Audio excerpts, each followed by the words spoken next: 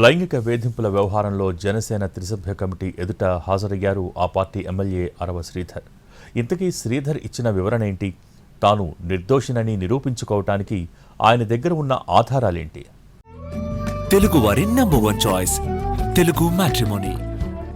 Railway Koduru MLA ప్రభుత్వ whip అరవ శ్రీధర్ ఎట్టకేలకు బయటకు వచ్చారు.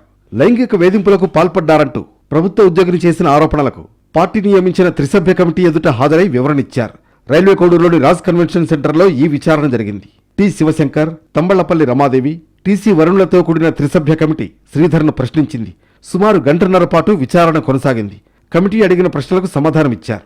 తన వాదనలను సమర్థించుకునేలా పలు ఆధారాలను, డాక్యుమెంట్లను కమిటీకి అందజేశారు శ్రీధర్. లైంగిక వేధింపుల ఆరోపణలను శ్రీధర్ తోసిపుచ్చినట్లు తెలుస్తోంది. ఆ మహిళతో తనకి వ్యక్తిగత పరిచయం ఉందని వివరించారు. ఆమె డబ్బుల కోసం తనను బ్లాక్మెయిల్ చేసిందని తెలిపారు. వైసీపీ నాయకులతో కలిసి రాజకీయ కుట్ర పన్నిందని తెలిపారు. రాజకీయంగా తన ఎదుగుదలను ఓర్వలేకే ఇదంతా చేశారనే విషయాన్ని తెలియజేశారు శ్రీధర్. ఎమ్మెల్యే శ్రీధర్ విచారణ తర్వాత నియోజకవర్గంలోని జనసేన శ్రేణుల అభిప్రాయాలను కూడా సేకరించింది త్రిసభ్య కమిటీ. దాదాపు 40 మంది ముఖ్య నేతలు, కార్యకర్తలతో విడివిడిగా మాట్లాడింది.